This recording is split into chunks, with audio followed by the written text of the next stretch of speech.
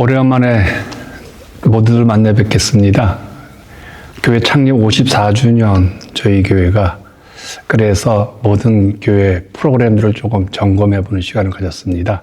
그래서 이 수요 세서 성자 프로그램도 아마 한 2달 정도 우리가 안 했던 것 같습니다. 세서 성자라는 말은 이제 세상 속에 살고 있는 세인트들, 그리스도인들 그런 의미를 붙여서 우리가 세상에 살고 있는 이제 세서 성자들이 좀 더 세상에 영향을 주죠. 그런 의미에서 이 수요일 날 오후 8시에 저희들이 방영하는 이 프로그램은 성경 공부 플러스 설교 좀 혼합적 요소를 좀 가지고 이제 만들어가고 있습니다. 조금 쉽지는 않지만 한 30분 안에 이 프로그램, 이 성격 또 내용을 다 포함해서 함께 나누고자 합니다. 오늘은 세서성자 X 이야기, 사도행전 세서성자들의 이야기 41번째가 되겠네요. 말씀은요, 사도행전 12장 20절에서 25절 그리고 이런 주제를 한번 추적하려고 합니다. 신이라 숭배받다 벌레로 추락한 인생. 우리가 지난주가 아니죠. 2달 전에 저희들이 베드로의 감옥 탈출로 우리가 잠시 끝내고 이제 한 2달 흘렀죠. 여기서 기적 같은 일이 일어납니다.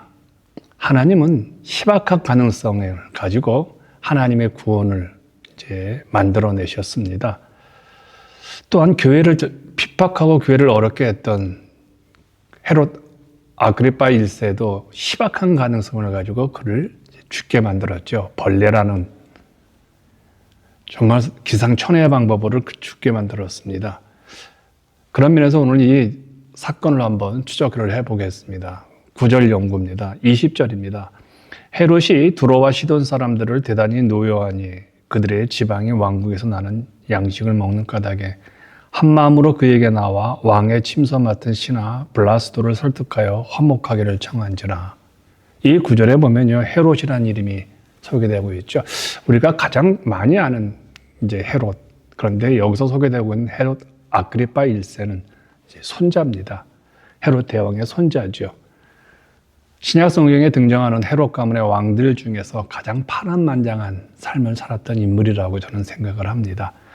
어린 시절 헤롯 아그리파는 로마에서 자라서 이제 황제들과 많이 친했다고 합니다.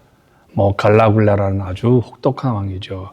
글라우디우스라는 아주 유명한 이 왕들과 어릴 때부터 같은 학교에 다니면서 이제 인맥을 형성해서 헤롯 대왕 이후에 가장 큰 땅덩어리를 로마 정부로부터 인증받은 그런 분봉왕입니다.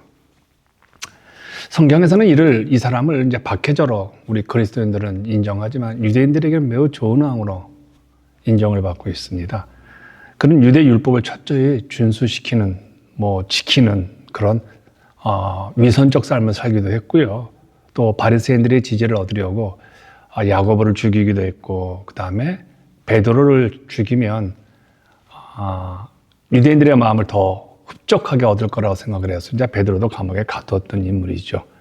모든 것들이 다 어떤 종교적인 의미가 아니라 정치적 지지율을 높이기 위한 그런 이제 선택의 삶을 살았던 인물입니다. 대단히 노여하니 헤롯 아그리파 왕은요, 두로와 시돈 사람들을 대단히 싫어했습니다. 미워했다는 표현이 맞겠군요. 바로 그 표현입니다. 두로와 시돈 간의 갈등을 좀 살펴볼 필요가 있습니다.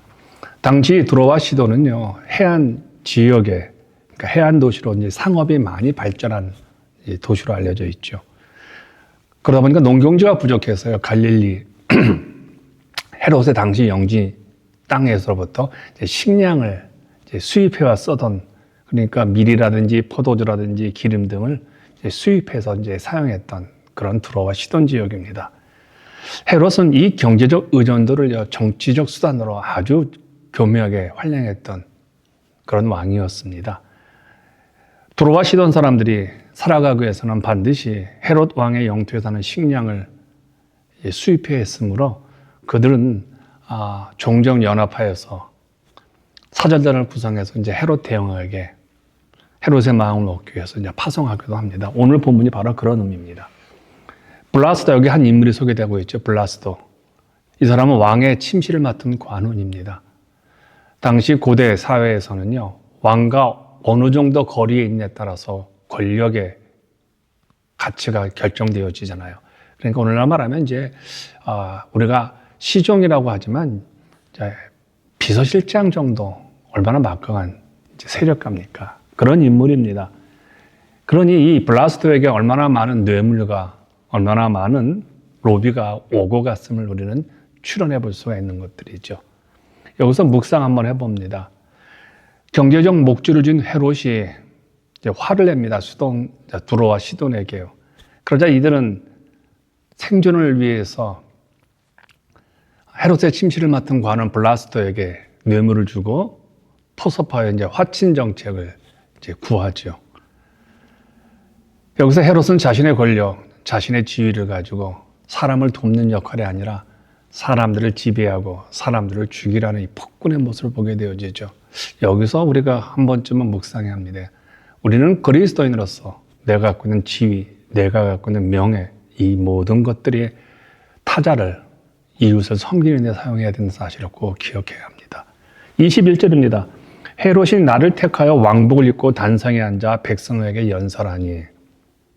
여기서 왕복, 이스라엘 유명한 역사학자가 있죠. 제가 종종 소개하는 요세푸스라는 분입니다. 이 요세푸스가 헤롯이 당시 입은 옷을 이렇게 표현합니다. 은으로 짠 옷을 입고 있었다. 그런 기록이 나오죠. 이 당시 축제는 이제 가이사라, 로마 영지가 있는 아주 엄청난 도시입니다. 한번 가봤는데 해안 도시인데 어마어마하게 인공 도시로서 만들었던 도시입니다. 그 가이사라에서 어떤 축제 기간 중 약속한 날 헤롯은요, 이 화려한 은으로 만든 예복을 입고 나타납니다. 그러자 헤롯의 사랑을 얻기 위해서, 헤롯의 허가를 얻기 위해서 두론과 시돈에서 온 사절단들은 아부성 발언을 하죠. 그 화려한 의복을 입고 왕자에 앉아 있는 이 헤롯 아그리파 1세를 향해서 마음껏 찬양을 합니다. 신으로서 숭배하는 모습을 보여주게 되어지죠. 생각해 보세요. 햇빛이 쫙 비칠 때 그 옷이 얼마나 찬란하게 빛납니까? 그러니까 군중들이 눈이 부셔서 그를 쳐다보면서 신이 강림했다라고 이제 아부하는 겁니다. 그래서 22절 보니까요, 백성들이 크게 부르되 이것은 신의 소리요, 사람의 소리가 아니라 하거늘. 신의 소리라고 합니다. 하나님의 음성이라고 하는 거예요. 아마도 이 말은 두로와 시돈에서 온 사람들이 먼저 한 말일 겁니다. 왜요? 이분들은 아부에서 식량을 공급받아야 하기 때문에 이렇게 아부를 할 수밖에 없었죠. 자, 그러자 이 두로와 시돈에 온 사람들이 신이다, 하나님이다 라고 말을 하자 같이 있었던 수많은 유대인들이 동일하게 함께 또 외칩니다. 이것은요, 아첨을 넘어서서 신성 모독을 의미합니다. 당시 로마 황제의 숭배 사상에 만연했던 배경, 로마인들, 그 유대인들이 얼마나 이걸 싫어했습니까? 로마인들의 그 황제 숭배 사상을요. 그럼에도 불구하고 이 유대인들이 헤롯에게만큼은 아첨을 합니다. 여기서 묵상을 해봅시다. 헤롯의 죄, 어떤 죄일까요? 거부하지 않았던 죄예요. 누군가 우리를 칭찬할 수 있습니다. 우리에게 아부할 수 있습니다. 그걸 어떻게 막습니까? 그러나 나는 막아야죠. 나는 거절해야죠. 하나님의 자리에 있으면요, 심판이 임하기 때문에 이것은요, 우리에게 매우 어려운 일들이 나타날 수가 있다는 겁니다. 이제 23절을 보시니까요, 헤롯이 영광을 하나님께로 돌리지 아니하므로 주의 사자가 고친이 벌레에게 먹혀 죽으니라. 영광을 하나님께로 돌리지 아니하므로 하나님께 돌려야 할 영광을 가로챘다는 겁니다. 이거 굉장히 무서운 죄악입니다. 헤롯은 신이 아니잖아요. 그럼 자기가 사람이라는 걸 인식했다면 사람들이 당신은 하나님입니다라고 할 때 철저하게 거절을 했어야 한다는 거예요. 왜냐하면 하나님께 돌아갈 영광, 그것은 하나님만이 신이고 우리 인간은 피조물이라는 사실을 인정해야 되는데 그것도 듣고도 중지하지 않았다는 거예요. 거절해야죠. 내려와야죠. 자신을 신이라고 부를 때 그걸 즐겼던 겁니다. 묵인했다는 겁니다. 그것이 죄라는 겁니다.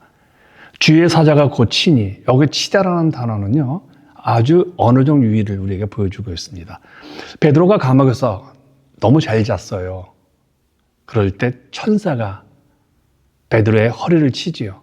이때 그 단어, 치다라는 단어가 헤롯 아그리파 1세에게도 적용이 되는 거예요. 언어적 유의지요. 성경은 이렇게 참 재미난 표현들이 많이 있습니다. 생각을 해보세요. 한쪽에서는 구원을 위해서 천사가 치고요. 다른 한쪽에서는 죽음을 위해서 치는 거예요. 이 동일한 사건, 동일한 이 하나님의 치는 방법이 결과로서는 이렇게 달라질 수 있다는 거예요. 벌레에 먹혀 아마 의학적으로는 장내 기생충으로 인한 급성 복막염이라고 말하기도 합니다. 그러니까 장폐색으로 이제 추정되기도 하죠. 유대 역사학자 요세푸스에 따르면 헤롯은 실제로 갑작스러운 복통을 일으키면서 5일 동안 극심한 복통으로 고통을 받다가 죽었다고 합니다. 죽은 후에 보니까 벌레가 그의 창자를 뜯어먹었다고 합니다. 그의 배에서 벌레가 가득했고 그의 몸에서는 아주 심한 악취가 진동했다고 합니다. 하나님의 교회를 핍박했던 그의 몸에서 이런 벌레가 나왔다는 것은 출애굽 사건에서요. 10가지 재앙에서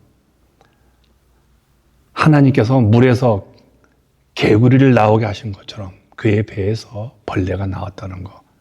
이건 굉장한 시사성 있는 모습이죠. 죽으니라. 본문과 역사적 기록, 요세푸스의 유대 고대사를 보면요. 그의 죽음은 매우 극적이었다고 합니다. 당대 최고의 권력자가 눈에 보이지도 않는 작은 벌레에게 먹혀 죽었다는 사실 믿어집니까?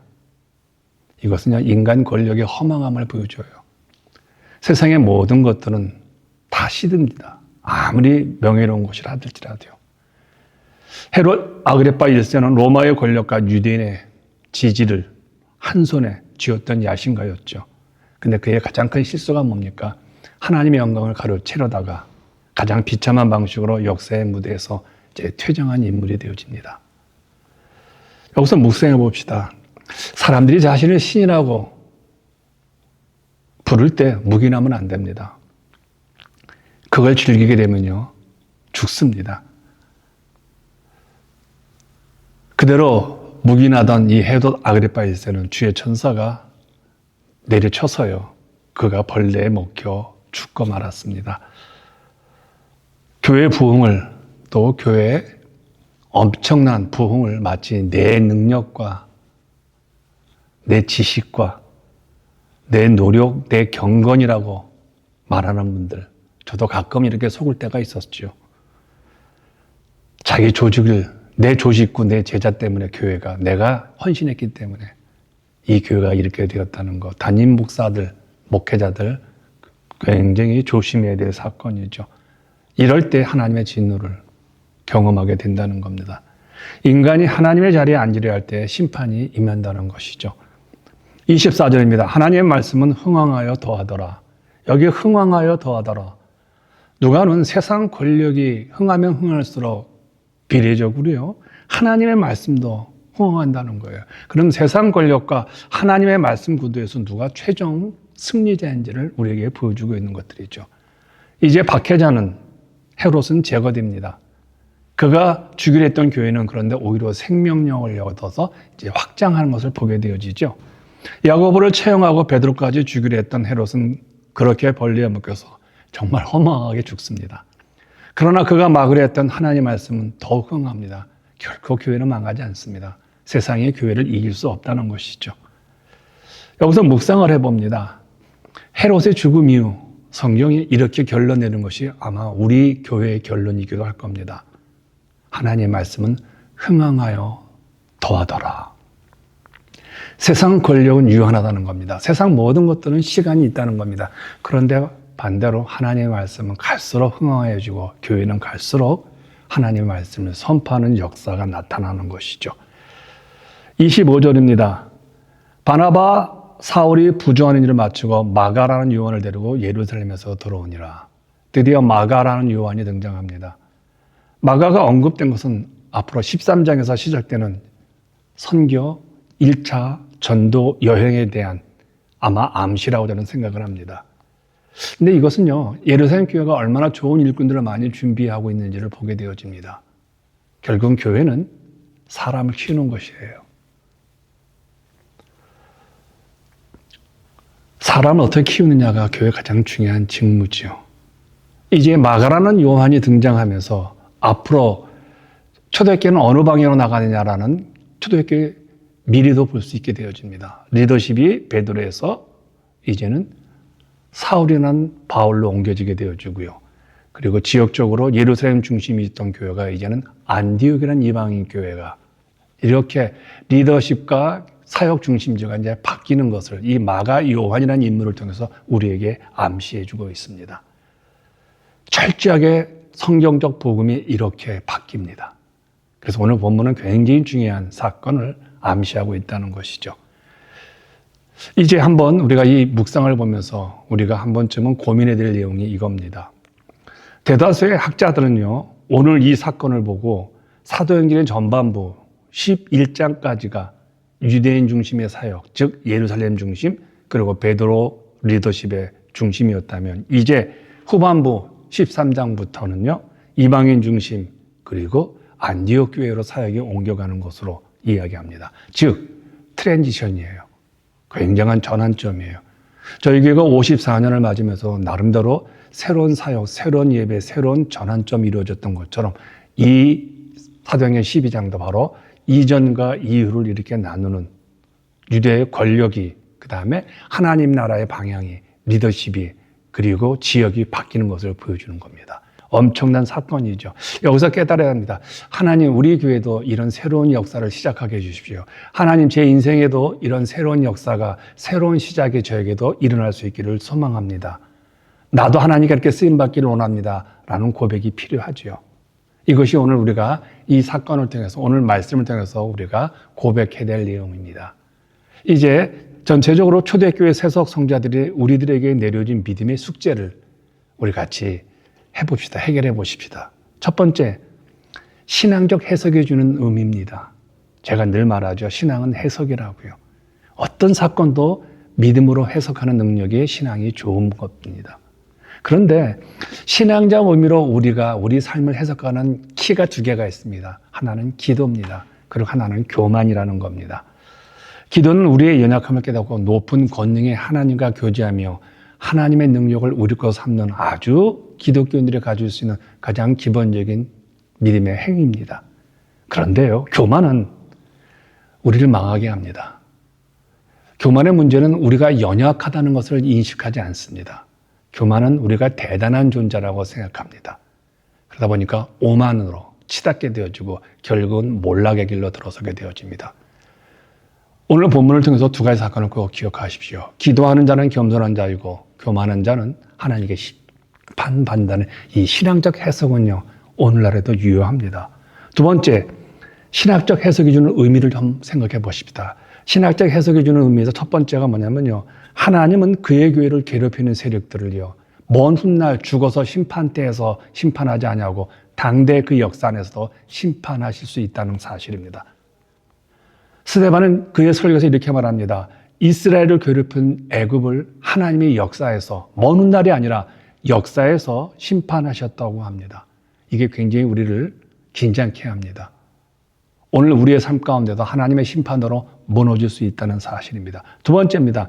인간은 하나님의 영광을 조금이라도 받아서도 안 돼요. 그것을 누리려고 한다면 치명적 죽음의 결과를 맞이하게 된다는 거예요. 하나님이 되고자 했던 아담과 하와를 통해 인류 역사에서 큰 교훈인 여전히 지금도 적용되고 있다는 사실입니다. 세 번째입니다.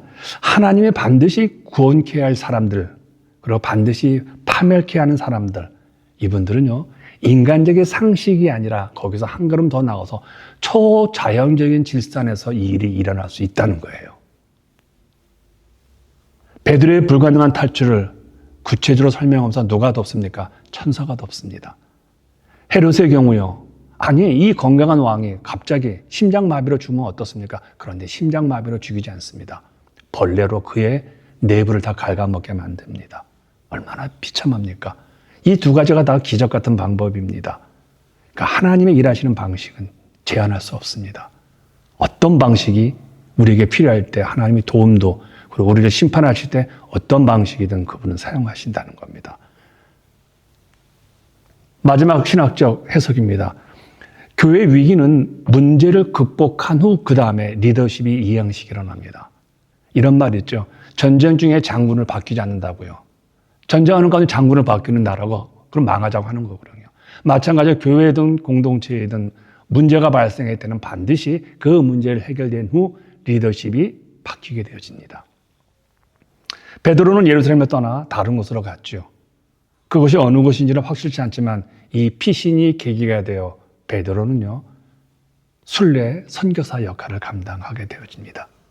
이제 베드라의 교체, 리더십의 교체가 일어나죠. 왜? 언제? 문제가 해결되니까요. 그리고 7년, 8년이 지난 다음에 베드로는 예루살렘 공회에 등장합니다. 기독교 역사상 가장 위대한 회의인 이 회의에 등장해서 기독교 역사가 바뀌는 데 기여하게 되어집니다. 리더십의 교체는 이렇게 위기를 극복한 사건을 통해서 자연스럽게 나타나는 것을 보게 되어집니다. 요즘 한국교회 또 미국교회 어디를 봐든 지금 리더십 위기입니다. 그러나 이 문제를 잘 해결하게 된다면요, 정말 좋은 일꾼들이, 좋은 사역자들이 후임으로 또 교회를 잘 섬기게 되는 그런 일들이 일어날 것입니다. 이제 세속 성자로서 우리들이 해야 할 기도 숙제입니다.